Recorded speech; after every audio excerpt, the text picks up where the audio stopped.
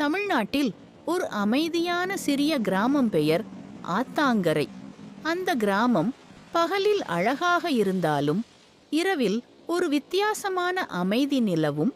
கிராமத்துக்கு வெளியே மரங்களால் சூழப்பட்ட ஒரு பழைய மாளிகை இருந்தது. அந்த மாளிகை பல வருடங்களாக கைவிடப்பட்டு இருந்தது. அதற்குள் யாரும் செல்ல மாட்டார்கள் என்று கிராமத்தார் எச்சரிப்பார்கள். இரவு 12 மணிக்கு அங்கே யாரோ அழுவாங்க என்று அவர்கள் சொல்வார்கள். பலர் அந்த சத்தம் கேட்டதாக சொன்னார்கள். ஆனால் யாரும் அதை சோதிக்கத் துணியவில்லை. ஒரு நாள் நகரத்திலிருந்து கார்த்திக் என்ற இளைஞன் வந்தான். அவன் இந்த கதையை கேட்டு சிரித்தான். பேய்னு ஒன்றே இல்ல என்று அவன் தன்னம்பிக்கையுடன் சொன்னான். அவனுடைய நண்பர்கள் அவனை நிறுத்த முயன்றார்கள். ஆனால் அவன் சவாலாக அந்த மாளிகையில் தங்க முடிவு செய்தான். அந்த இரவு 4 பேரும் டார்ச் லைட் எடுத்துக்கொண்டு மாளிகைக்குள் சென்றார்கள். உள்ளே முழுக்க தூசி மற்றும் சிலந்தி வலைகள் இருந்தன.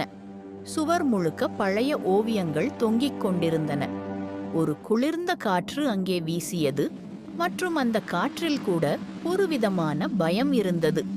நேரம் மெதுவாக நகர்ந்தது மற்றும் 12 மணிக்கு சில வினாடிகள் மட்டுமே இருந்தது. அவர்கள் எல்லோரும் அமைதியாக இருந்தார்கள். 12 மணி அடித்தது. திடீரென்று மேல்தளத்தில் இருந்து மெதுவான அழுகை சத்தம் தெளிவாக கேட்டது. நண்பர்கள் பயந்து கதவுக்கு ஓடினர். ஆனால் கதவு திறக்கவே இல்லை. அழுகை சத்தம் இன்னும் அருகில் வந்தது. கார்த்திக் தைரியமாக மேலே செல்ல முடிவு செய்தான். மெதுவாக படிகளை ஏறினான் மற்றும் ஒவ்வொரு அடியும் அதிர்ச்சியூட்டியது. மேல்தளத்தில் ஒரு அறை மட்டும் திறந்திருந்தது. அந்த அறைக்குள் ஒரு பழைய பெரிய கண்ணாடி தூசியில் மூடப்பட்டிருந்தது. அவன் மெதுவாக அருகில் சென்றான். அழுகை சத்தம் திடீரென்று நின்றது.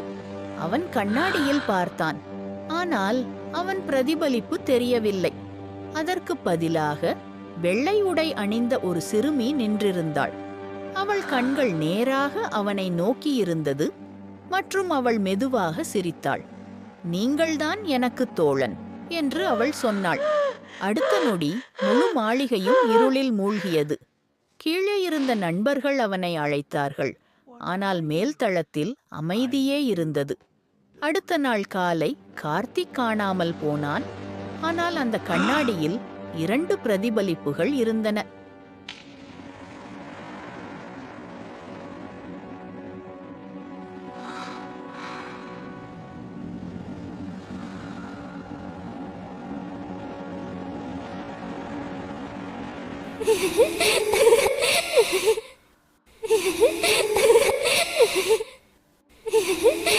Karthik, you're my new friend now. We'll be together forever.